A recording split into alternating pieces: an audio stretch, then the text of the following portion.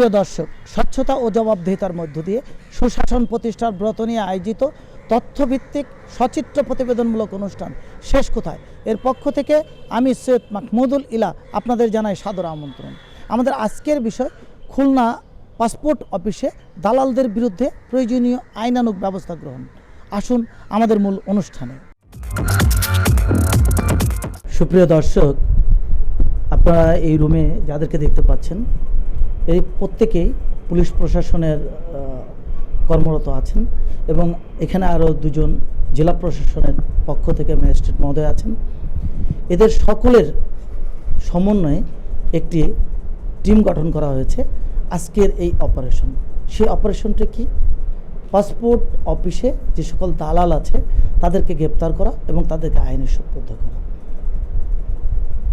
এই প্রতিটি ব্যক্তি সেই পাসপোর্ট অফিসে গিয়ে তাদেরকে কিভাবে এই দালালদেরকে গ্রেপ্তার করেন এবং তাদেরকে আইনে সোপর্দ করে কিভাবে তাদের বিরুদ্ধে আইনানুগ ব্যবস্থা গ্রহণ করা হয় সেই বিষয়গুলো আমরা আপনাদেরকে ধারাবাহিকভাবে দেখাবো। আমাদের সাথে আছেন জেলা প্রশাসনের নির্বাহী ম্যাজিস্ট্রেট মহোদয়, আমরা তার সাথে কথা বলছি। আমরা আজকে আসলে আপনারা কি প্রস্তুতি এবং কি উদ্দেশ্যে এখন বেরোচ্ছেন? আমরা তো সবাই জানি যে মোটামুটি খুলনা সহ সারা বাংলাদেশে পাসপোর্টের ব্যাপারে একটা বড় ধরনের হ্যারাসমেন্টের শিকার হন জনগণ। আমরা চাচ্ছি যে অন্তত খুলনা জেলা থেকে এই হ্যারাসমেন্ট থেকে যাতে জনগণ মুক্তি পায় সেই ব্যবস্থাটা করতে।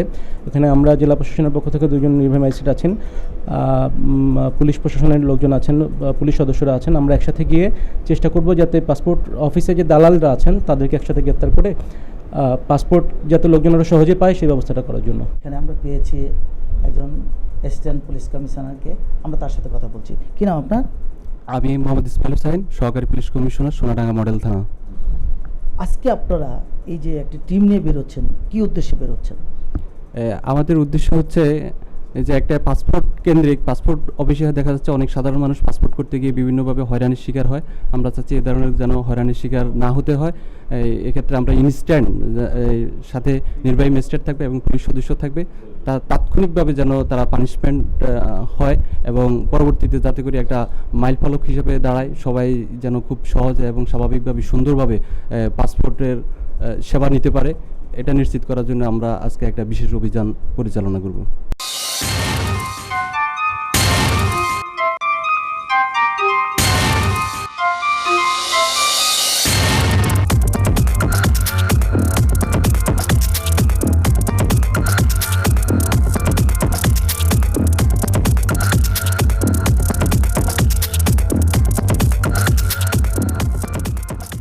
প্রিয় দর্শক, আমরা এই মুহূর্তে অবস্থান করছি খুলনা পাসপোর্ট অফিসের সামনে।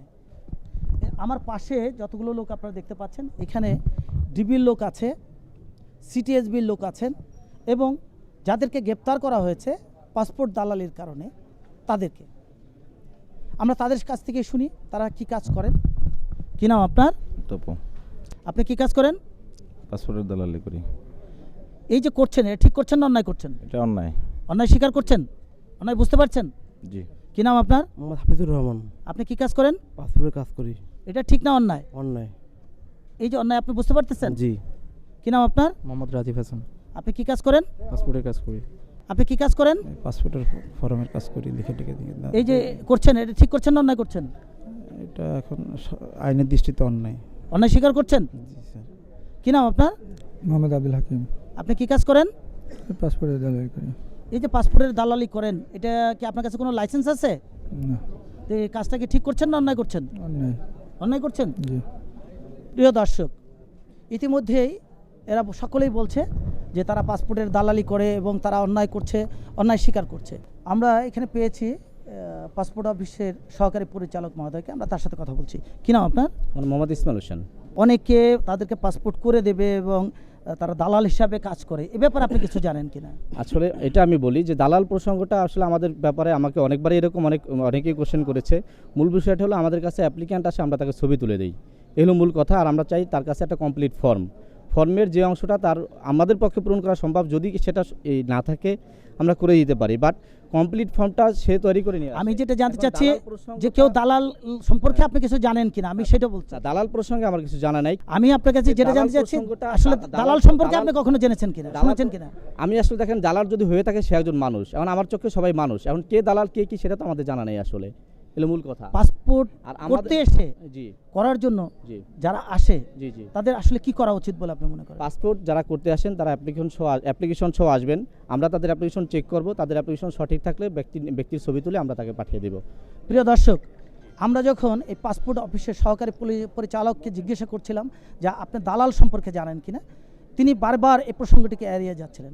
আমরা সংশ্লিষ্ট প্রশাসনের কাছে জোর দাবি জানাবো, এ ধরনের অপরাধের সাথে যারা জড়িত তাদের দৃষ্টান্তমূলক শাস্তি হবে, এমনটাই আশা করে এদেশের প্রতিটি মানুষ।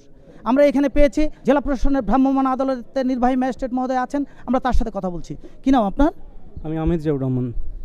এই যে আজকে আমাদের পুলিশ প্রশাসন বেশ কিছু আপনাদের ভ্রাম্যমাণ আদালতের মাধ্যমে বেশ কয়েকজন পাসপোর্ট দালাল বা যারা এখানে কাজ করছে তাদেরকে গ্রেপ্তার করেছে, এ ব্যাপারে আপনারা কী ব্যবস্থা গ্রহণ করছেন?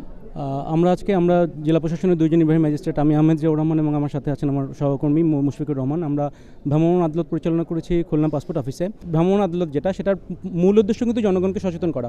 জনগণ যাতে সচেতন হয় নিজেদের অধিকার সম্বন্ধে, এবং যারা বেআইনি কার্যক্রম করছেন তারাও যেন তারা যে কাজটা বেআইনি করছেন সেটা সম্বন্ধে সচেতন হন।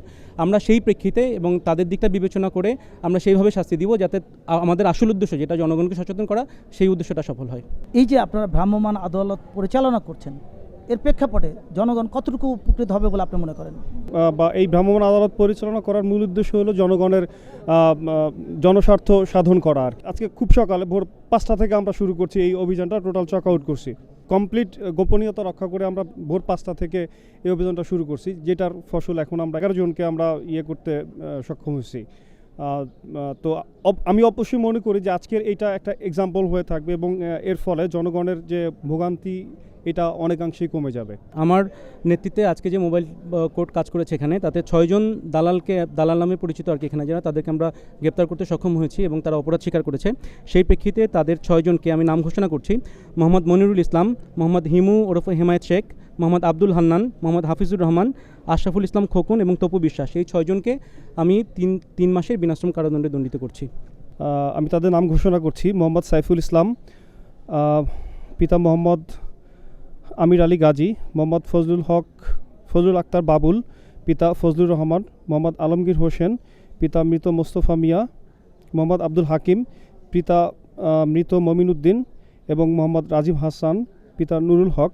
তাদের প্রত্যেককে বাংলাদেশ দণ্ডবিধির 291 ধারা অনুসারে 3 মাসের বিনাশ্রম কারাদণ্ড প্রদান করছি।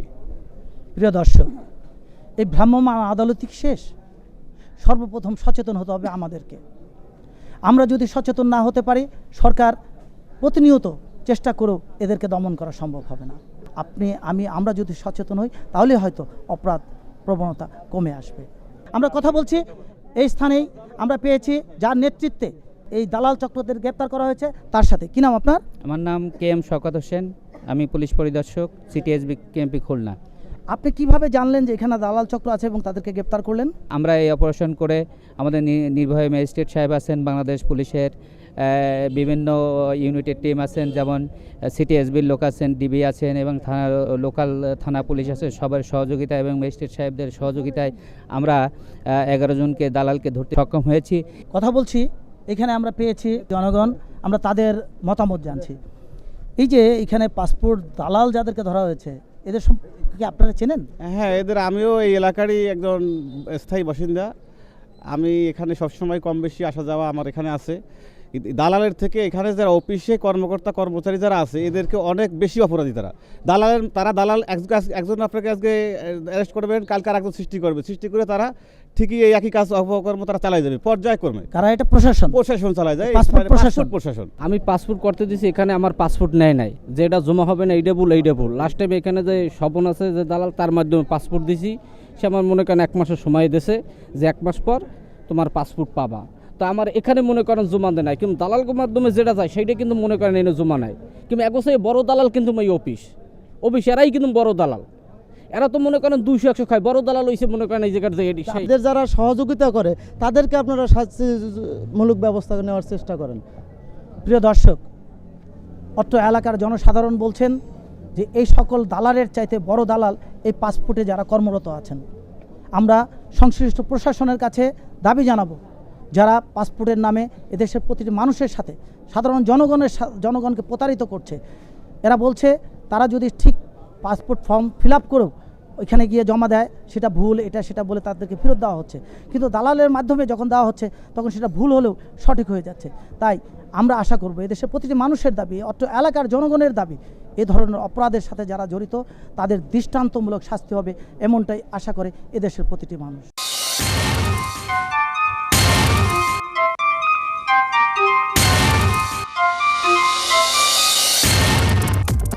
প্রিয় দর্শক, আমরা এই মুহূর্তে অবস্থান করছি খুলনার তুতপাড়ার একটি বাড়িতে। এই বাড়িতে একজন ভদ্রলোক এসছেন। কী উদ্দেশ্যে এসছেন আমরা তার কাছ থেকে জিজ্ঞাসা করি। কী নাম আপনার? মোহাম্মদ ফজলুর রহমান। আপনি এখানে কেন এসছেন? এই বাসায় যে মালিক কে এম রফিকুল আলম, উনি একটা পাসপোর্ট করার জন্য দিয়েছেন, তো ওই ব্যাপারে তদন্তের জন্য আসছে আর কি। আপনি কি পাসপোর্ট করতে দিয়েছেন? জি। কত টাকা জমা দিয়েছেন? 6,000 6,000 টাকা জমা দিয়েছেন। জি। কতদিন আগে জমা দিয়েছেন? 26 নয়। 26 নয়, 26 নয়। এটা কি 1 মাসের ডেটে? হ্যাঁ। আজকে এখানে কারা এসছে? তারা হচ্ছে পুলিশ ভেরিফিকেশন টিমে আসছে, ওরা তদন্ত করতে আসছে। কী কী যাচাই করছেন? তার নাম ঠিক আছে কিনা, তার পিতার নাম ঠিক আছে কিনা, তার যে ঠিকানাটা সেই ঠিকানাটা আসলে স্থায়ী ঠিকানা নাকি এখানে ভাড়া থাকে, যে ঠিকানা এখানে সেই স্থায়ী এবং অস্থায়ী দুটো ঠিকানা উল্লেখ করছে, এই ঠিকানাটা সঠিক আছে কিনা, তারপর তার বয়স যেটা উল্লেখ করছে বয়সটা সঠিক কিনা। তবে আপনার নাম কি? K M Rafiqul Alam. K M Rafiqul Alam না? আপনার আব্বার নাম? মৃত কে এম আজহার হোসেন। এই বাড়িটা কি আপনার নিজেদের আর কি? জি, নিজে। নাকি ভাড়া থাকেন? নিজে।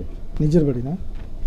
হোল্ডিং নাম্বারটা বলতে পারবেন? 31/2 পশ্চিম টুটপাড়া। 31/2 পশ্চিম টুটপাড়া না? দুলাল সড়ক। হ্যাঁ, রোডের নাম কি? দুলাল সড়ক। দুলাল সড়ক। এই যে ছবিটা কি আপনার? জি, আমার। কী নাম আপনার? মনোয়ারা বেগম। আপনার বাড়ি কোথায়? এই টুটপাড়ায়, পশ্চিম টুটপাড়া। এই বাড়ি আপনার? জি। আপনার কটি বাচ্চা কাচ্চা? আমার 2টা মেয়ে। আপনার স্বামীর নাম কি? রফিকুল আলম। আপনারা কি কোনো পাসপোর্টের জন্য আবেদন করেছেন? হ্যাঁ। প্রিয় দর্শক, আমরা এই মুহূর্তে অবস্থান করছি খুলনা বিভাগীয় পাসপোর্ট অফিসে। একটি পাসপোর্ট করতে হলে আপনাকে কি কি করতে হবে সেই বিষয়গুলোই আমরা আজকে আপনাদেরকে দেখাবো। সর্বপ্রথম আপনারা এই যে লাইনটি দেখতে পাচ্ছেন, এই লাইনের মাধ্যমে আপনাকে এই স্থান থেকে প্রথমে একটি পাসপোর্ট ফর্ম গ্রহণ করতে হবে। আপনি সেই পাসপোর্ট ফর্মটি তুলে নিয়ে পরবর্তী পর্যায়ে সেটিকে ফিল আপ করে সেখানে যে সকল কাগজপত্র চাওয়া হয়েছে সেগুলো আপনাকে তার সাথে সংযুক্ত করতে হবে। আমরা এখানে যারা দাঁড়িয়ে আছে তাদের সাথে কথা বলছি। কী নাম আপনার? আমার নাম নিনো। আপনি কোত্থেকে এসছেন? সোনাডাঙ্গা থেকে, এখানেই। আপনি কী ব্যাপারে এসছেন? পাসপোর্টের ফর্ম নেওয়ার জন্য, পাসপোর্ট করার জন্য নতুন। আমরা কথা বলছি যিনি ফর্ম সরবরাহ করছেন। যারা লাইনে দাঁড়িয়ে আছে এরা কিসের জন্য এখানে দাঁড়িয়ে আছে? ওনারা কেউ ফর্ম জমা দিবে, কেউ ফর্ম নেবে, তার জন্য আসছে। অনেকে আসছে যে তার পাসপোর্ট করার জন্য সে জানতে আসছে আর কি, যে কীভাবে করতে হবে মেশিন রিডেবল পাসপোর্ট, সে বিষয়ে আমি তাদেরকে একটু অবগত করি আর কি। এই পাসপোর্ট ফর্ম নিতে কোনো টাকা দিতে হয়? জি না, এটা একদম আমাদেরকে গভর্নমেন্ট দিচ্ছে, এই পাবলিকের জন্য যারা পাসপোর্ট করবে তাদের জন্য আমরা ফর্মটা বিতরণ সুলভভাবে দিয়ে থাকি আর কি। এই খুলনা বিভাগের অধীনে যারা পাসপোর্ট করতে আসবেন তারা প্রথমে যে কাজটি করবেন, এখান থেকে ফর্ম নেবেন, ফর্মটি ফিল আপ করে সেই স্থানে ব্যাংকে গিয়ে টাকা জমা করবেন। ব্যাংক টাকা জমা করার পর টাকা জমার স্লিপ পাসপোর্টের ফর্মের উপর লাগিয়ে আনুষঙ্গিক কাগজপত্র ছবি লাগিয়ে ঠিক আবার এই স্থানেই আপনাকে জমা দিতে হবে যে আপনি যা লিখেছেন সেটি সঠিক আছে কিনা। এখানে আমার পাশে যিনারা আছেন আমরা তাদের সাথে কথা বলছি। পাসপোর্টটা সম্পূর্ণ ফর্ম ফিল আপ করার পরবর্তী জন্ম নিবন্ধন সার্টিফিকেটের ফটোকপি এবং চেয়ারম্যান সার্টিফিকেট এবং যে কর্মস্থলে চাকরি করে সেখানের একটা ফটোকপি আর কি। এরপর